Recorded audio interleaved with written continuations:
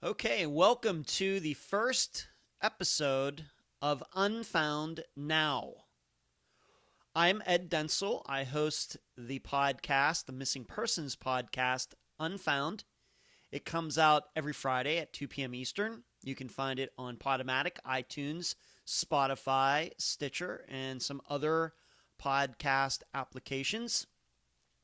The podcast has existed for almost 4 years. It'll be 4 years in September this year, 2020.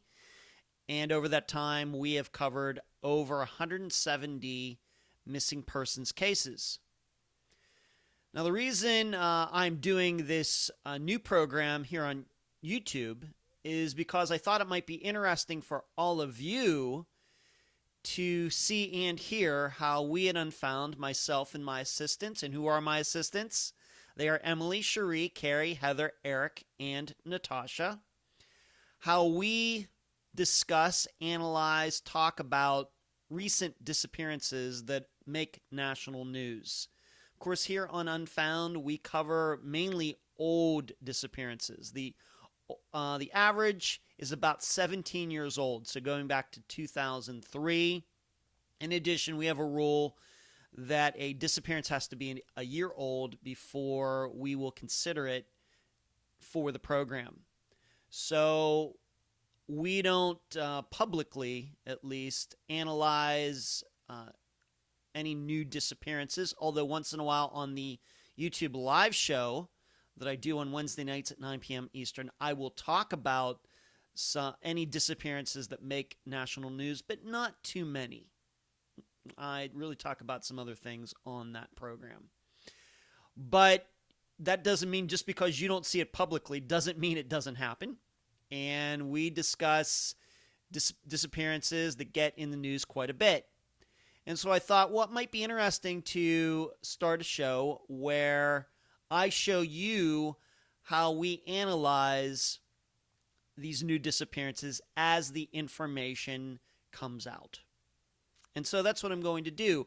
There will be a little bit of theorizing in these Unfound Now shows just to explore some different possibilities, but there will be no predictions or anything like that. Really, we are hoping that this can be a learning tool for all of you and to see how we do it and maybe to teach you some of the skills that we've developed over almost the last 4 years. And that, of course, here at Unfound, it's always about education. And we want to make everybody more astute at analyzing disappearances because we believe if the public becomes more knowledgeable regarding disappearances, that more of them will get solved. So the first disappearance that made national news once I decided to start this show is the disappearance of Linda Stoltzfoos. I believe that's how you pronounce her name. She is 18 years old from Bird in Hand, Pennsylvania. I have to admit that I'm from Pennsylvania and have never heard of this place, but I'm from Western Pennsylvania, and this happened kind of in Eastern Pennsylvania. She is Amish. We've never covered any disappearances of any Amish people on Unfound, the program, yet. But Linda is Amish, and she disappeared on June 21st, 2020, and I am doing this show, this Unfound Now, the first episode, on June 24th, 2020. So her disappearance is about 3 days old, and it has certainly made the national news. The general facts is that she was at some type of church function, and she was walking home from this event, which I understand was at a farm. My understanding when it comes to church functions in the Amish community is they kind of shift them around from house to house, although I did see on a map that there is an Amish church in the area. But I understand for this church function that she was at a farm on Stumptown Road, and I'll be diagramming that in a map in a few moments. She was at this farm, and then when the function was over, Everybody believes that she was going to be walking home, and her home was on Beechdale Road, which was not that far away. And she never made it to her home. And that's how this disappearance started. Now, you should know, as of June 24th, like I said, it's been 3 days, that at this point the FBI is involved. So this escalated very quickly. And they have ATVs out looking for her. They have dogs looking for her. And at least publicly, and I've tried to get the most recent information before coming to all of you on this day, June 24th, is that no sign of her has been found, no pieces of clothing or sightings of her or anything else. Her last sighting was at this farm on Stumptown Road, and then sometime after that, on the way home, presumably on the way home, walking alone, and we'll get into that after I show the map to you, she disappeared. And so that's what's going on currently on June 24th, 2020. I now want to show you a map of the area, get into a little bit of a discussion there on how we look at this particular situation in analyzing the environment in that area of Pennsylvania and some of the things that usually goes through our heads in this type of disappearance. And then I'll come back to all of you and continue by comparing this disappearance to disappearances that we've covered on Unfound in the first 3.5 years. So I'll be right back. Okay, here's a map of the general area of where Linda disappeared. You can see I'm going to use this pen right here to point some things out. You'll notice that this is Stumptown Road that goes right here, and then there is Beechdale Road that runs kind of, I guess you would say, northwest to southeast, and once again from west to east, east to west, is Stumptown Road going right here. I think the first thing that you can say about this is that wherever Linda was starting and where she was ending from Stumptown Road to Beechdale Road, it's not a very long walk. So if there was somebody who abducted her, this is just an example, they would have had very little time to do so. In addition, we should not take for granted that she walked the road. Wherever she was on this road, to wherever she was going, we should not take for granted that she took the road. This area, I'm guessing that she grew up in this area. It very well may be that she went cross-country. And that brings me to the next point, is that anybody who has ever been in a jet and flown over the United States, you see a pattern like this, what you're seeing, a bunch of what generally might be called rectangles, is you already can recognize this is farming country. Now, being that it is June in Pennsylvania, I'm guessing a lot of these fields are cornfields, but you should also remember that the corn would not be to its maximum height in June. On the other hand, I'm not sure that that matters. If the corn is even just a couple feet high, if something happened to Linda, let's say, once again, as an example, although this would be very rare for an 18-year-old, that she had a heart attack while she was walking through one of these fields back to her house, if she fell in a field somewhere with corn only being a couple feet high, that would be enough to camouflage her. You have to remember that. You also notice there are no forests. There's no area here where it would be easy for somebody to hide, or once again, theoretically, if she was abducted, for an attacker to take her somewhere in the immediate area. You don't see any forests, valleys, or mountains, anything like that, where most likely a man could have taken her. I do see this stream here that runs in here. You can see it winding in here. Streams can sometimes be good cover for a body that isn't found, being that with a stream there is going to be indentations and more vegetation around a creek or river in contrast to the other areas here. But we also have to remember I'm doing this on June 24th, and she disappeared on the 21st, and I'm sure this area has been searched. And nothing has been found yet.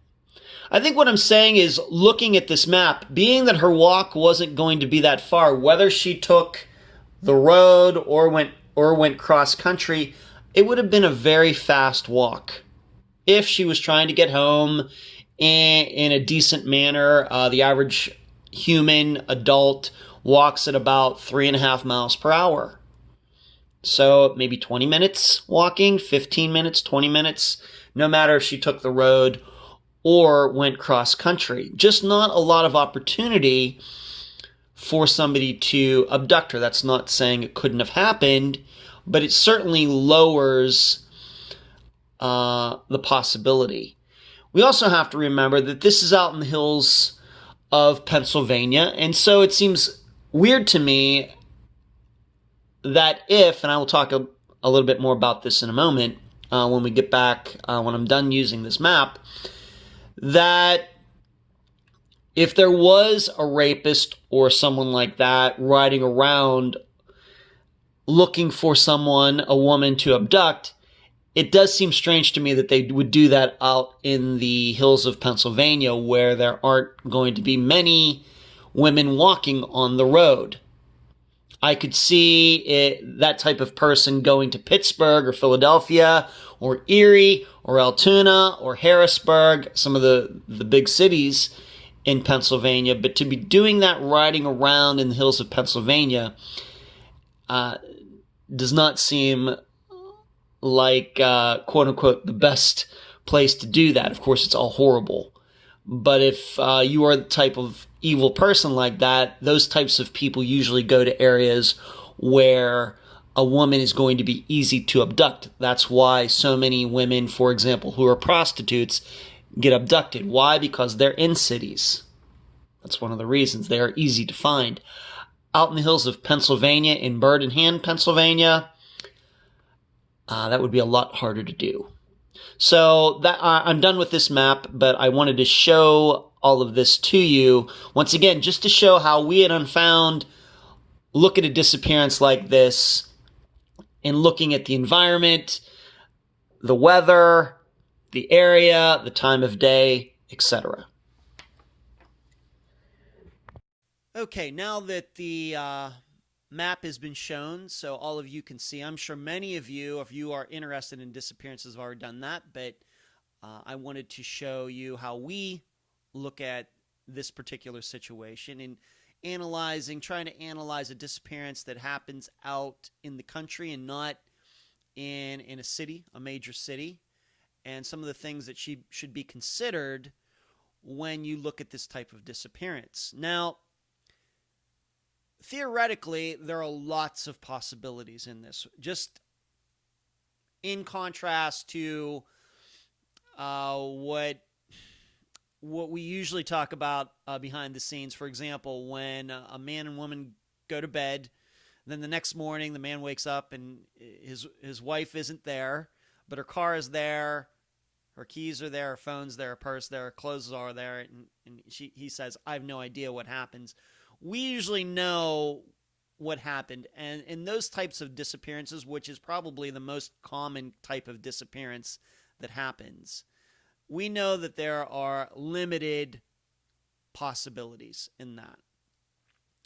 Whereas in this type of situation with Linda, what we call a destination disappearance. And what a destination disappearance means, person is at point A, they're planning to go to point B, and somewhere in there, they disappear. This could be walking, as in Linda's case situation. It could be driving.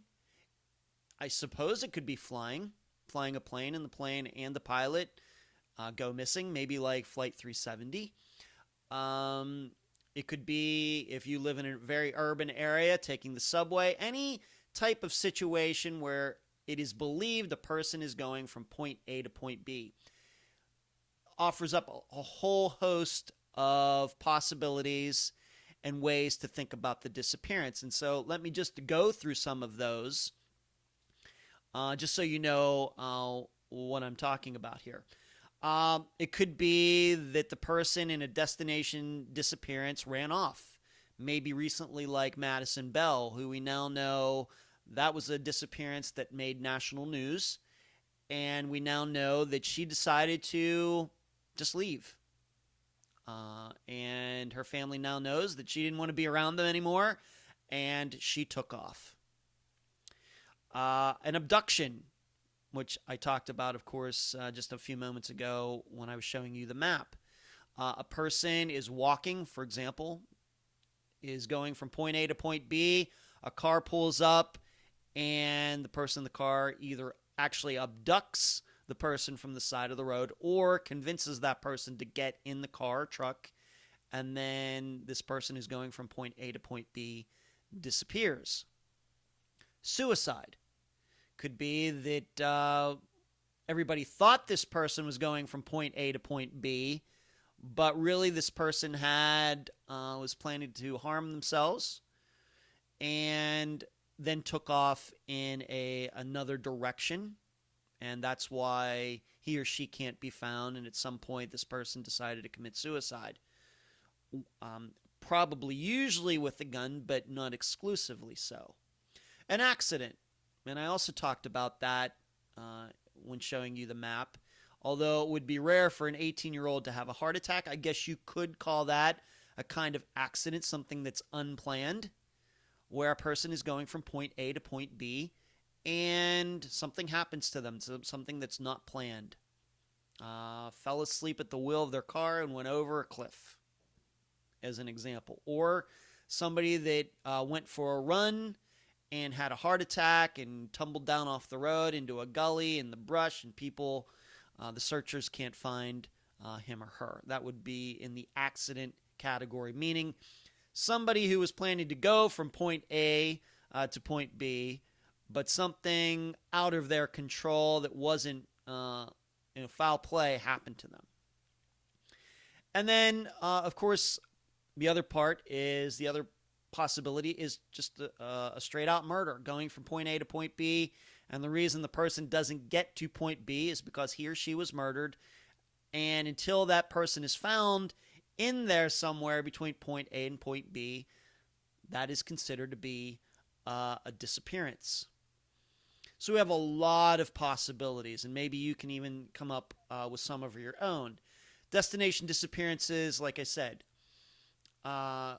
lend themselves to a lot of interpretation, and that's when you get into what was going on in the person's life, what was the situation, where did it happen, was it day or night, where was the person coming from, where was the person going to. That's when everything needs to be analyzed in a destination disappearance. Something that you don't do, given my prior example, with a man waking up and saying that his wife disappeared, even though all of her possessions are still in the house.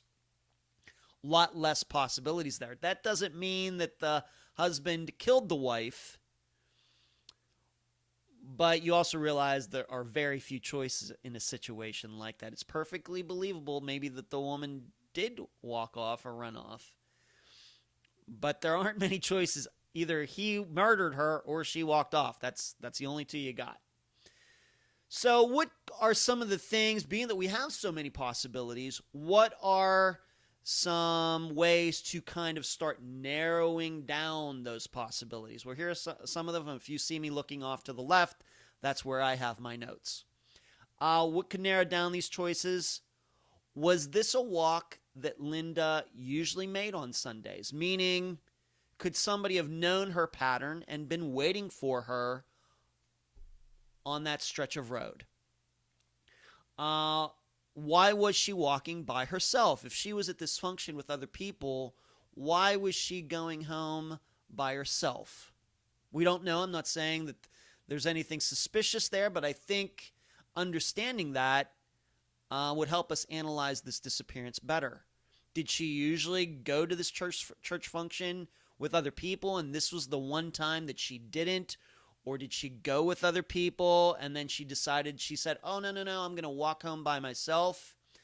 This would all be very enlightening to us as we try to analyze this disappearance. Is it a coincidence then that the time that she decided to walk home by herself is the time that she disappeared? Why didn't she get a ride? I understand that she is Amish, and so they have certain rules.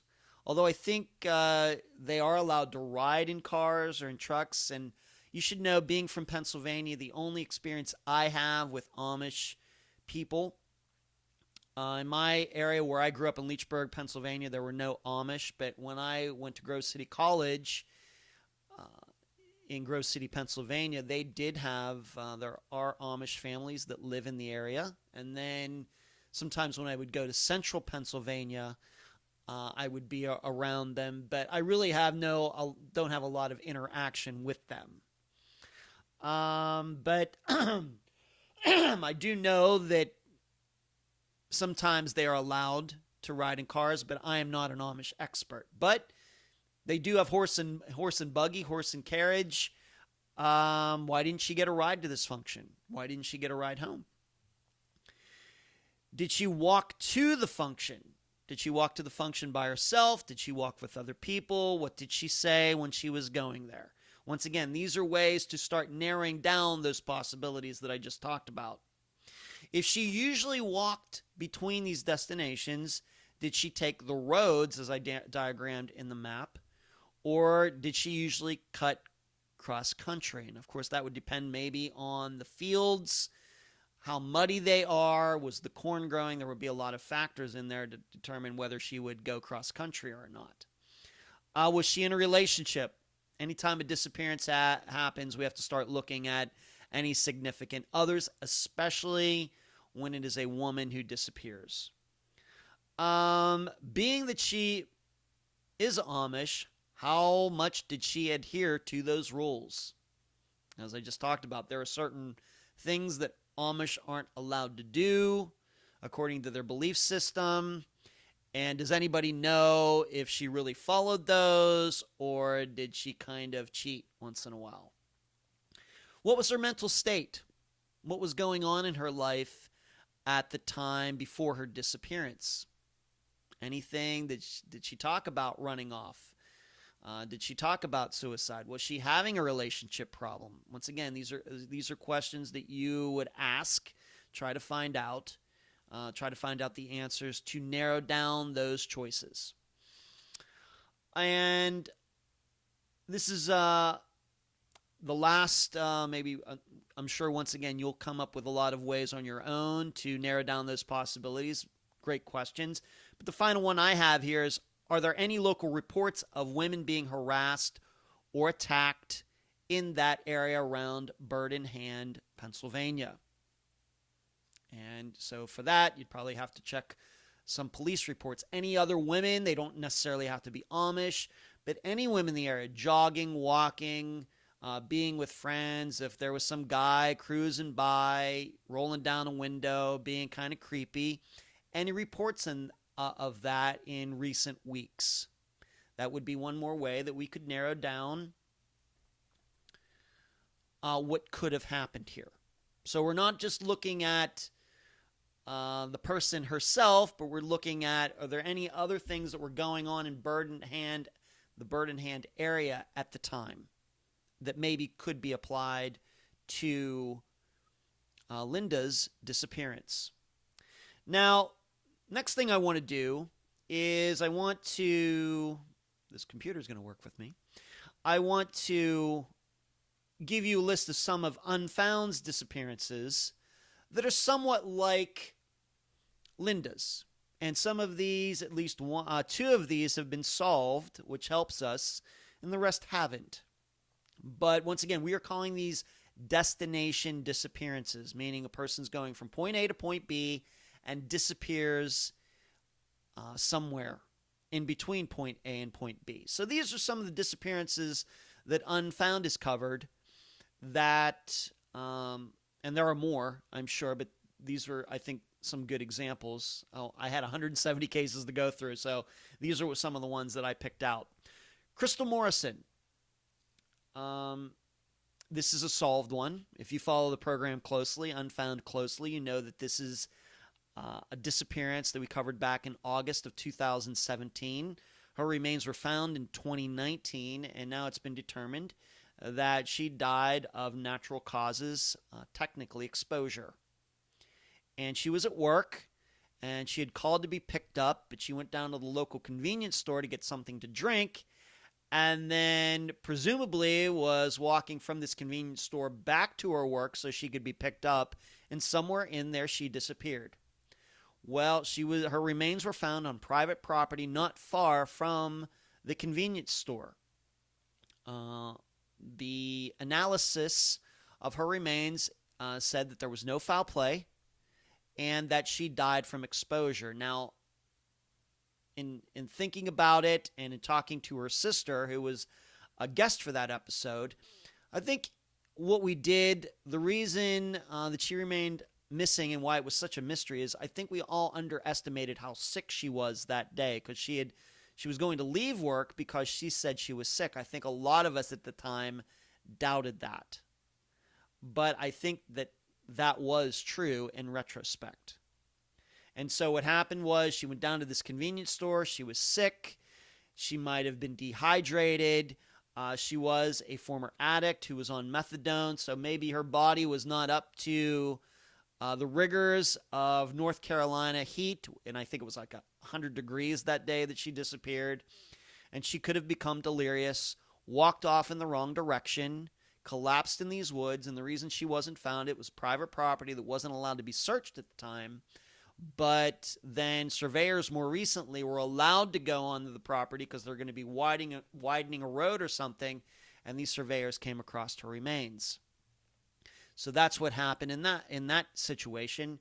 Crystal was a little more sick than we all realized and walked off in the wrong direction, and actually was found not too far from where she was last seen. So that's a destination disappearance. She was at the convenience store, wanted to go back to work, and what happened? She went in the wrong direction and collapsed. The next disappearance that Unfound covered that is much like Linda Stoltzfoos' disappearance, very much like it, at least at this point, is Jason Joukowsky, a very, very well-known disappearance. I think it was the second disappearance we ever covered on Unfound. I had his mother, Kelly, on, and that's a situation. He left his house, so that would be point A. He was going to meet a coworker who was going to drive him to work, and this coworker, she was parked at the local high school, not a very long walk from Jason's house to the high school, never made it to the car. Disappeared in broad daylight in Omaha, Nebraska on a beautiful day in a decent neighborhood. Teenager, I think he was 19 years old, never to be seen again. That is, of course, a destination disappearance. No suspects, no clues, no videotape, no cell phone records, nothing. It's just a complete mystery even to this day. I have my own personal theories on it, but I'm not going to get into that here. But what it shows is that these destination disappearances can be very, very difficult because there are so many possibilities, even in Jason's, depending on how you look at it. Another destination disappearance that we covered was Cassandra Hall. She also did not have very far to walk. She was working at her boss's home. That was her job.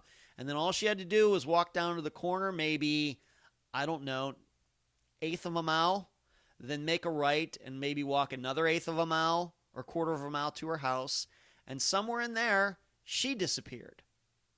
Now, in doing that disappearance, covering it back in 2017, what we were able to determine afterwards is that her boss, although we talked about one of his sons, but it was the very, very young son, her boss had a son who was around Cassandra Hall's age. And this guy, at some point after her disappearance, was thrown in jail for rape. And we've put out the theory that, at least in my thoughts, is that he might have had something to do with Clashendra Hall's disappearance. Maybe he and Clashendra had a thing going on and nobody knew about it, or she was walking and she knew him and he was pulling up. These are possibilities that run through my mind. But still, that's a destination disappearance. There's still a lot of different possibilities in her disappearance. You might want to check that one out if you were unfamiliar with it. Esther Weston Barger. That was one that we now know is solved for the most part just within this last week. She was at a bar. She had about a mile to drive home, and somehow she never made it home. We now know that her car was found in a local retention pond. And the belief is that she probably shouldn't have been drinking or driving that night. She was probably drunk. And it seems at this point, this just happened, is that she came to a T intersection and there was a stop sign. She blew right through the stop sign, and what happened to be on the other side of the road, a retention pond, and she drove right into it. There was no guardrail, no poles, nothing. It was just a retention pond right there beside the side of the road, and she drove right into it. And her car was found just recently by somebody who was fishing in that retention pond. And this has been years that she was missing. It just seems like she might have been drinking and driving. In addition, I believe that she was on the wrong road. Now, granted, Linda Stoltzfoos wasn't driving, but this also shows you how unpredictable destination disappearances can be just with a simple accident like that, how just missing a stop sign can cause a mystery for many, many years. Another destination disappearance is Helen Diamond. She disappeared in 1981 from Michigan. She was walking home, I think it was from a bingo night or something. She and her husband had gotten into a fight, and he left, leaving her, and so she decided she was going to walk home, never made it home. And I think it was her granddaughter on the program, Holly, in 2017. And I'm not saying that there was foul play in this, but in her disappearance, but I think there could be still a lot of possibilities.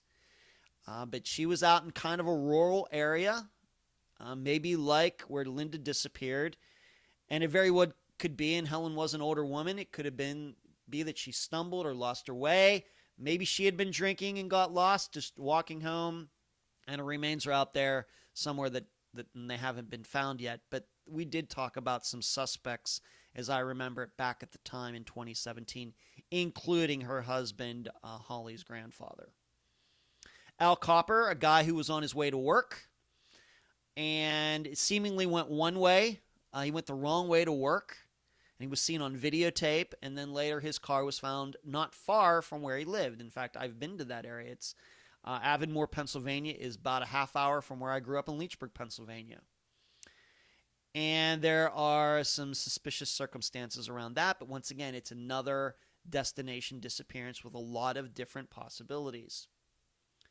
And then the final one I want to talk about very quickly is Jamie Bowen, who was at her sister's house and was seemingly supposed to be walking back to her mother's. Not a very long walk at all, but she never made it there. Now, what figures into that disappearance?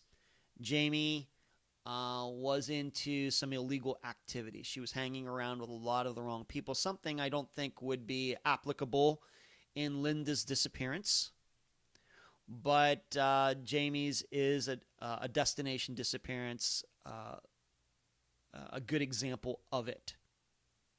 So those are some of the unfound disappearances that can be applied to Linda's disappearance. So what can we learn from all of them put together? Being that this is a rural area, it's a little hard to imagine a guy just cruising around looking for a woman to abduct and kidnap and possibly kill. I kind of call this the Morgan Harrington rule. She disappeared off of, what was it, University of Virginia or Virginia Tech? I think it was Virginia Tech. It was Blacksburg, as I remember it. And she was at a Metallica concert, and somehow she went in, but then she ended up on the outside and her friends were inside. She wasn't allowed back in. And she said, "Don't worry, I'll take care of it." And what happened? She ended up getting in a car with the wrong guy, and he ended up murdering her. Luckily, he did eventually get caught. But it's not hard to imagine a man who does those types of things riding around a college campus, because that's where a lot of young women are. If you do that and you're that evil type of person, you're going to go where it's easy to see women and run across women that you can convince to get in your car, or just outright attack them and drag them into your car. So I don't think, this Morgan Harrington rule certainly applies in Linda's case, but it's the opposite situation. Linda's out in kind of not the middle of nowhere. I don't want to say that, but she's out there. She's certainly not on a college campus. She's certainly not in an area where there are a lot of people. So to believe that she was abducted, just happened to be walking while some guy drove by, I just don't know if that makes a lot of sense. On the other hand, I could believe that if she had a steady schedule of going to this church function every Sunday at the same time, then it would raise the possibility that there was a guy who knew her patterns and knew she'd be walking home alone on that Sunday, June 21st, and was waiting for her. As far as any other possibilities regarding this disappearance, you'd certainly have to know more about Linda herself, and that is not a lot of that information is not out there right now. All we know is she was Amish. All we know is she was supposed to be walking home. And I think I've already listed those questions of items that might cause us to get to know Linda a little bit better, know her situation a little bit better. And if we knew the answers to those questions, we could analyze it better. But I think at this point, we can rule out a random abduction. Now, I know that the FBI is involved. I'm not sure what that means. I would also say this regarding dogs. The tough thing about destination disappearances, and this is probably where I'm going to end this first episode of Unfound Now. If there's one thing that you can learn about destination disappearances, it's this. If a person's at point A and they're going to point B and they disappear, and searching in that area between point A and point B yields nothing. In addition, there's no cell phone information, which we don't have in Linda's disappearance. If we don't have any video evidence, which we don't have in Linda's disappearance, really, if anything is not found between point A and point B, anything else outside of that is going to be guessing. I'm not a big believer in dogs. I get some crap for that. But as I like to say, two-legged animals find more missing people than four-legged animals do. Two-legged animals being people. So that's also the tough thing about destination disappearances, because if you don't find anything between point A and point B, and there's no other information to go on, there's really nowhere else to look. Anything outside of that is going to be complete guessing. And it seems to me, what I know about this disappearance right at this time on June 24th is that the area between point A and point B has been thoroughly searched and nothing has been found. So at this point, my guess is they're just guessing. They're doing searching and riding ATVs all over the place with dogs and all over the countryside. At this point, they have no leads to go on, and they're just hoping that they're going to get lucky. Unless there's information that we as the public don't know about, which is always possible. But I can tell you from experience, my assistants can tell you from experience, in these destination disappearances, when you don't find anything along the path or the route the person was supposed to take, and you don't have anything else to back up to look in another direction. Everything after that is guessing. So I thank you for watching this first episode of Unfound Now regarding the disappearance of Linda Stoltzfoos. I will keep you updated through the Unfound Live Show or any posts that happen on the Facebook page or the Unfound Podcast discussion group forum. And if you are not a member there, I hope you will join. And I thank you for watching this first episode of Unfound Now.